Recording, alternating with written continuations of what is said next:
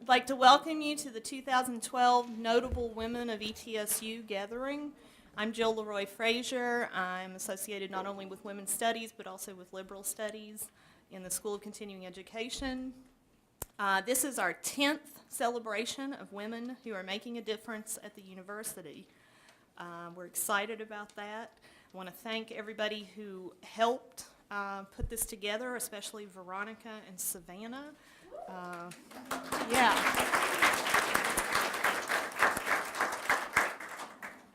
I'm here tonight as sort of MC of sorts on behalf of Karen Shaka, who unfortunately couldn't be with us because of an illness.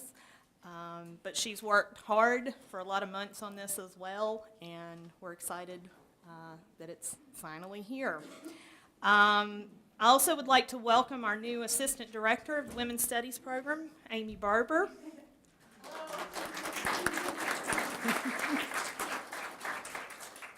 And I'd like to recognize our brand new inductees into Tri Iota, the Women's Studies Honor Society, Laurel Stunkard and Emily Robbins.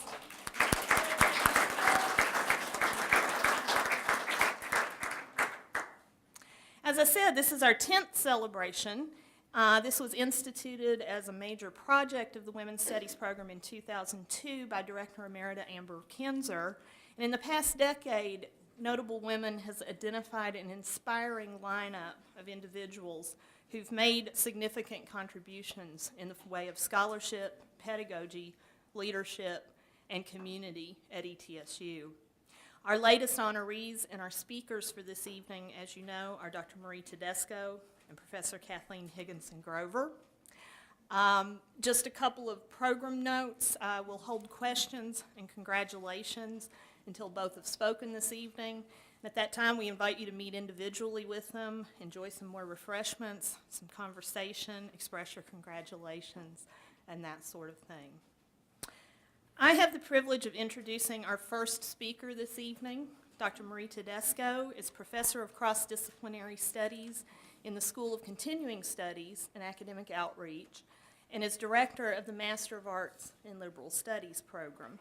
She holds a PhD in history from Georgia State University in Atlanta, and has a pioneering and was a pioneering student in women's studies as part of her graduate program. Today, she regularly teaches Mal's core courses in interdisciplinary theory and intellectual history. She's a dedicated teacher and active scholar. She sort of embodies interdisciplinarity in every way. She frequently offers seminars on topics such as memory, history, and culture, the poor among us, history, philosophy, and public policy, and she teaches a history course on women in Appalachia. She's published and presented widely on women's roles in Southern labor history, and her scholarly work informs her editorship of the Ohio University Press series in Race, Gender, and Ethnicity in Appalachia.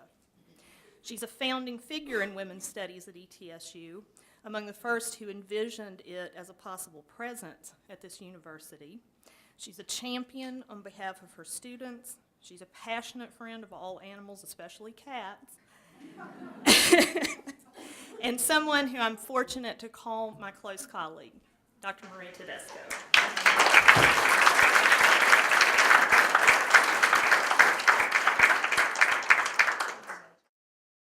I want to thank Women's Studies for having chosen me for this honor. I'm both honored and humbled at the same time.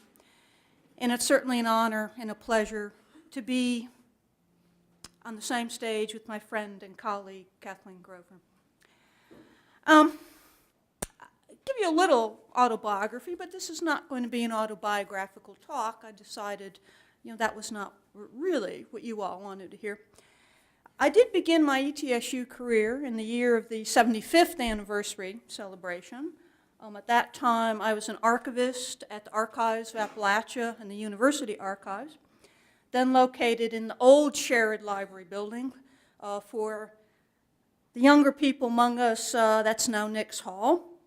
But old Sherrod, many of you remember the blistering hot reference room, And for the archive, the blistering hot processing room, not good for archival documents by any means. In the archive, I performed many, not all, but many tasks associated with being an archivist. Some were mundane and some were not mundane. Since 2001, I've directed the Master of Arts in Liberal Studies program, and I'm really fortunate to be associated with the School of Continuing Studies and Academic Outreach and all the fine persons who work there. Again, I'm really fortunate to work with people who are a pleasure to be around. At MALS, and this is a position that I've realized really suits me very well, I've had the opportunity and the pleasure to teach a variety of topics, some of which Jill mentioned, that link to interdisciplinary study. Some of them are gender-related topics. And I've had the good fortune of having many wonderful students who have challenged me over the years. A teacher's not a teacher without students. And I'm really pleased to have had so many good ones who have made me reevaluate hitherto established intellectual stances. As I said, I decided I did not want to give an autobiographical talk. What has been said, I think, will suffice. One thing I do want to do, however, is to pay tribute to my parents and to my upbringing in an ethnic working-class household, where work and doing a good job were valued, as was treating everyone without prejudice. I have reflected a little bit on women's studies at ETSU, and let me just give you a few of those thoughts. I've thought of its humble beginnings, even in its pre-Women's Studies Steering Committee stage, and those who have pioneered women's studies at ETSU. Some of these people are no longer here at the university. Gail Stenstad in philosophy, for example, was a pioneering figure. Betty Cole and B.J. Bryson of social work. Anne LaCroix of English. A few are still here. Martha Kopp, for example, a past award winner of sociology. I worked with some of these folks. I had the pleasure of working with them. And while I would like to say that we encountered smooth sailing in our endeavors to establish women's studies here, that would not be exactly the case. At times, promoting women's studies through the major and the minor was a struggle. The energetic leadership of Amber Kinzer helped make the major a reality. The leadership of Karen Shaka continues to guide and refine the program. For me, and I'm sure for any of us who have been associated with women's studies, it's gratifying to see how the program has expanded and grown over the years. While reflecting on women's studies, I began to reflect, and when you get older and you're more towards the end of your career than the beginning of your career, a lot of reflection takes place. But I began to reflect on what women's studies is, what it means, and what it means to be a proponent of women's studies and/or feminism, or if the two necessarily have to coexist. Does one have to identify as a feminist to be a supporter of women's studies? And what does it mean to identify as a feminist anyhow? And what is feminism? That means I'll have to say something about that. Okay. For me, women's studies, way back in graduate school in the 1970s, meant not women's studies, but women's history, and women's place and influence in the history of the U.S. It also meant ideas about women held by women and men, and how those ideas link to scientific thought, as, for example, of women's intellectual abilities. And that led inexorably to investigation of racial thought. But all of that was contained under the umbrella of historical study, and largely confined to the West and to Western thought. At some point, Western political rights theory came into play. But the idea of global women's studies, or women's studies as encompassing women in non-Western areas of the world, was not, at least in the 70s and 80s, within my ken. Linked to women's studies, however, was feminism. Being a proponent of women's studies or women's history meant being a feminist. It meant identifying as a feminist. Wearing, a big F sort of around your neck. I guess today that might mean something different. I don't know. Yeah. In the 1970s and 80s, there were few historians of women, for instance, who were not feminists. Because after all, who except a feminist would waste her, and usually it was her, scholarly time on studying women? And at least in historical fields of study, if one were a woman, it was expected that one would focus on some phase of women's history, and not some manly field, as, for example, the military history of the Civil War, or the Civil War at all, for that matter, or early national history, unless one studied Republican mothers during the early national period. And one could go on and on, about with such examples. And I think persons, African-American persons, similarly, and still are usually expected to, in history, to be historians of the African-American experience. But women's history and women's studies overall has changed, so that it encompasses and links to so much more than it did in the 70s and 80s and even the 1990s. Women's history, in the beginning, often took the heroic approach, so that it studied the famous women of various time periods. And often it, like other fields of history and other disciplines as well, depicted the inexorable march, progressive march towards what?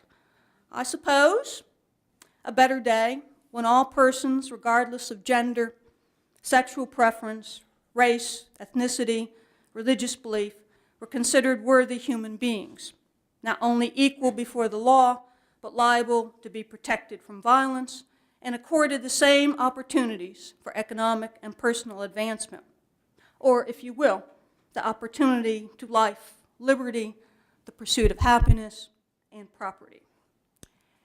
Women's history and women's studies have changed, though, and for the better.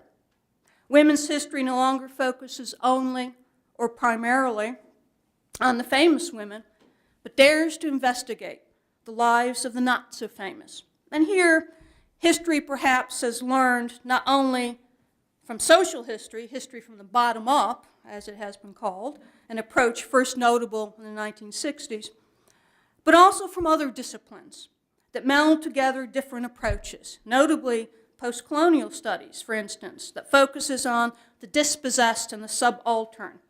I'll bet you didn't think you would hear the word subaltern tonight. And that studies people in far-flung parts of the world, not only in the West.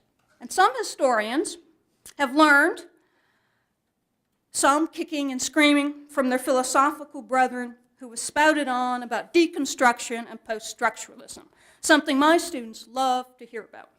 So, right. Women's studies has forged links with human rights, with environmentalism, with ecology, with food sustainability, with animal rights. Many scholars engage in lively debates about topics contained within these linkages, or about the appropriateness of such linkages. And women's studies has begun to change to become transformed to gender studies, a more encompassing approach to studying the relations of humans to one another and to other living creatures as well. So, what does that mean for feminism and for the identity of being a feminist? And if you take the previously mentioned all persons regardless of gender, et cetera, as a definition of feminism, what does this all mean? Does it matter if one calls oneself a feminist? And I think back on my parents who certainly would never have looked at themselves as feminists, and yet they certainly had feminist views, interesting for persons who were born in the 1920s, I think. I'm not sure if it matters if one calls oneself a feminist, and I'm not sure that any one person is either entirely a feminist or not feminist in his or her identity. Even those who push away the word feminist like it's some dread disease, oh, well, I'm not a feminist, don't call me that. Even those persons very often have what we can call feminist views. Every person has many identities, some of which overlap, some of which contradict one another, some of which are distinct from one another. So one person can have some feminist attributes and some not so feminist attributes. What is important, I think, is that each person treats other beings with dignity and respect, and that each person engages her work in an authentic manner by taking care in all that she does, no matter what that entails. From the most mundane of tasks, such as pulling staples in the archival collection, to the most cerebral of tasks, and that each person dedicates himself to living a meaningful existence, and an existence that does no harm.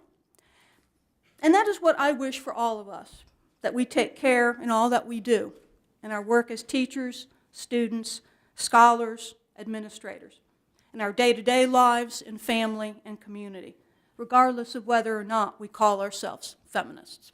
Thank you.